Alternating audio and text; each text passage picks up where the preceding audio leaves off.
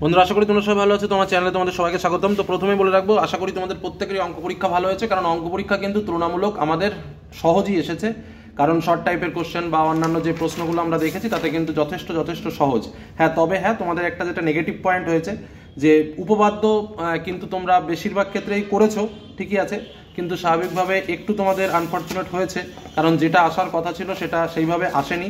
কারণ প্রশ্ন রিপিটেশন হয়েছে, অর্থাৎ আগেরবার যে প্রশ্ন এসেছে সেইবারই প্রশ্ন যদি রিপিটেশন হয় তাহলে কিন্তু কিছুই করার থাকে না।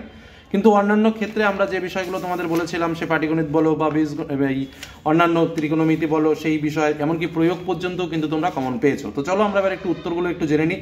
প্রথম যে বিষয়টা আমরা চলে আসবো সেটা হচ্ছে এমসিকিউ। প্রথম জায়গায় যে প্রশ্নটা রয়েছে দেখো, সরল সুদ ও চক্রবৃদ্ধি সুদের হার বার্ষিক 10% হলে দ্বিতীয় বছরে কোনো মূলধনের সরল সুদ ও চক্রবৃদ্ধি সুদের অনুপাত কত? উত্তর আসবে 20:21। তোমাদের বলে রাখি, অনেকে কিন্তু শুধু উত্তরটা লিখেছো, সেক্ষেত্রেও কিন্তু পুরো নম্বর পাবে, অর্থাৎ ক্যালকুলেশন করে দেখালেই যে নম্বর পাবে সেটা কিন্তু বিষয় নয়, শুধুমাত্র উত্তরটা লিখলেও তোমরা নম্বরটা পেয়ে যাবে।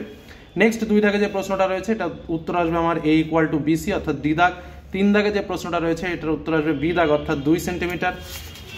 চলে আসি তার পরবর্তী প্রশ্নে, tan θ প্লাস cot θ এর সর্বনিম্ন মান কত? এক্ষেত্রে আমার উত্তর আসবে 0। পরবর্তী কোশ্চেন, সমান ভূমি বিশিষ্ট একটি নিরেট অর্ধগোলক ও একটি নিরেট চোঙের উচ্চতা সমান হলে তাদের ঘনফলের অনুপাত কত? উত্তর আসবে 2:3। তারপরে প্রশ্ন, প্রথম 10টি স্বাভাবিক সংখ্যার গড় a এবং মধ্যমা m হলে সম্পর্কটি কি হবে? A=m। পরবর্তীতে আমাদের রয়েছে শূন্যস্থান, p এর মান কত হলে এই সমীকরণটি দ্বিঘাত সমীকরণ হবে না? উত্তর হবে 3। পরবর্তী যে প্রশ্নটা রয়েছে, আসল বা মূলধন এবং কোনো নির্দিষ্ট সময়ে চক্রবৃদ্ধির সুদের সমষ্টিকে ড্যাশ বলে। এখানে কেউ যদি সুদাসল লেখো সেক্ষেত্রে উত্তর হবে, আবার কেউ যদি লেখো সমূল চক্রবৃদ্ধি সেক্ষেত্রেও কিন্তু সঠিক উত্তর। নেক্সট, দুটি সদৃশ্য ত্রিভুজের অনুরূপ বাহুগুলি কী হবে? সবসময় সমানুপাতিক হবে। পরে সাইন এটা যেটা দিয়েছে θ - 30° = হাফ হলে cos θ এর মান কত হবে? স্বাভাবিকভাবে cos 60 = হাফ। তারপর হচ্ছে লম্ববৃত্তাকার শঙ্কুর আয়তন v এবং ভূমির ব্যাসার্ধ r এবং উচ্চতা h হলে উচ্চতা h হলে h এর মান কি হবে? তো যাই হোক, সূত্রটা থেকে h বের করে অ্যান্সার যেটা বেরোবে 3v/πr²। এখানে এই আরটা কিন্তু অবশ্যই বড় হাতের হতে হবে, এটা কিন্তু মাথায় রাখতে হবে। শুধু ছোট হাতের r² দিয়ে দিলাম সেক্ষেত্রে কিন্তু নম্বর কাটা যেতেও পারে, বড় হাতের আর কিন্তু হবে। নেক্সট যেটা রয়েছে, ঊর্ধ্ব ক্রমানুসারে সাজানো 8, 9, 12 যে সংখ্যাটা দেওয়া রয়েছে তাদের মধ্যমা 24 হলে এক্স এর মান কত বেরোবে? এটা 22 বেরোবে। একদম সহজ টাইপেরই প্রশ্ন রয়েছে। নেক্সট আমরা চলে আসবো সত্য মিথ্যা। সত্য মিথ্যাতে দেখো, অংশীদারি কারবারে 3 জন সদস্যের মূলধনের অনুপাত H/B/C এবং নিয়োজিত সময়ের অনুপাত এত হলে তাদের লাভের অংশ, এটা সত্য হবে। দ্বিতীয় যেটা রয়েছে এটার উত্তরও কিন্তু সত্য হবে। 3 নম্বরে যেটা রয়েছে এটার উত্তর কিন্তু মিথ্যা হবে।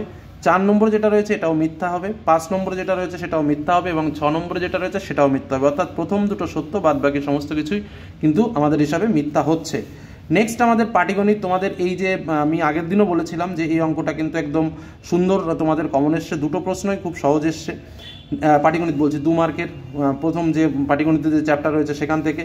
তারপরে যথারীতি পরবর্তী যে কোশ্চেনগুলো রয়েছে এগুলো একটু দেখে নাও, যারা পরবর্তীতে পরীক্ষা দেবে তাদের ক্ষেত্রে এটা খুবই কাজে লাগবে। নেক্সট আমরা চলে আসবো আরও 2 মার্কের প্রশ্নগুলো একটু দেখিয়ে দিই। নিশ্চয়ই দেখেছো, যারা প্রয়োজন তারা স্ক্রিনশট করে নিতে পারো, প্রয়োজনে তোমাদের ভবিষ্যতে পরীক্ষাতে কাজে লাগবে যে কারণে প্রশ্নগুলো আছে। গোবিন্দবাবুর আমনের এই অঙ্কটা তো এতটাই সহজ এসছে যে মানে ম্যাক্সিমাম ছেলেমেয়ে কিন্তু খুব সুন্দর করে উত্তরটা করতে পেরেছো, খুবই সহজ একটা প্রশ্ন এসছে এখানে। নেক্সট এই যে সমাধানটা আমি তোমাদের এই যে অঙ্কগুলো দেখো খুব সুন্দর এসছে অঙ্কগুলো। 7 দাগের অঙ্কটাও খুবই সহজ এসছে। 8 দাগের অঙ্কটা, এই প্রশ্নটা আমি তোমাদের বলেছিলাম খুব সুন্দরভাবে এবং সেটা রিপিটেশন এসছে। উপপাদ্যর ক্ষেত্রে যেটা ব্যাপার হয়ে গেছে সেটা হচ্ছে যে এই উপপাদ্যটা কিন্তু সত্যিই আমরা দুঃখিত যে আমরা সাজেস্ট করতে পারিনি যে এইভাবে রিপিটেশন প্রশ্ন আসবে। নেক্সট আমাদের যেটা মূল বিষয় আমরা চলে আসি সেটা হচ্ছে আমাদের প্রমাণ, মানে যেটা প্রয়োগটা কিন্তু আমরা কমন পেয়েছি। আমার মনে আছে কালকে যে ভিডিওটা তোমাদের সামনে তুলে ধরেছিলাম সেখানেও কিন্তু আমরা এই প্রয়োগটার কথা বলেছি, কি একটা নয় দুটো প্রয়োগের কথাই কিন্তু আমরা বলে দিয়েছিলাম যে প্রয়োগটা কিন্তু আমরা কমন পেয়েছি, বিশেষ করে ওই পৃষ্ঠাটা। তারপরে চলে আসো আমাদের এই অঙ্ক দুটো, সেম কেস, খুব সুন্দর। তারপরের অঙ্ক আমরা চলে আসি, এখানের অঙ্কটাও ভালো। নেক্সট পরবর্তী অঙ্ক দুটো তোমরা যাদের দরকার আছে তারা দেখে নিতে পারো। নেক্সট এই যেটা পরিবৃত্ত অঙ্কন, আমরা বলেছিলাম পরিবৃত্ত আসার সম্ভাবনা বেশি এবং পরিবৃত্ত দিয়েছে আশা করি। এবং এই প্রশ্নটাও কালকে একটা মডেল প্রশ্ন শেয়ার করেছিলাম তোমাদের, যেখানে কিন্তু পুরো একদম সেম টু সেম ডেটা দিয়েছিল। নেক্সট আমরা চলে আসবো তারপরের যে প্রশ্নটা দেখে নাও। এবার যেটা বিষয় হয়েছে, এবার যে আমাদের রাশিবিজ্ঞান থেকে অঙ্ক দিয়েছে, ঠিক আছে, কিন্তু রাশিতে আমাদের গ্রাফের কোনো ব্যবহারই নেই, ঠিক আছে, কোনো গ্রাফের ব্যবহারই নেই, যে কারণে গ্রাফ পেজগুলো এসছে এবার ফিরে চলে গেছে। তো যাই হোক, আমাদের সংখ্যাগুরু মান নির্ণয়, গড় নির্ণয়, পরিসংখ্যা বিভাজন থেকে তথ্য মধ্যমা নির্ণয়, মানে 3টে পার্টি এসেছে, যারা কোনো রকমে একটু প্র্যাকটিস করে গেছো তারাও কিন্তু এই প্রশ্নের উত্তর করতে পারবে।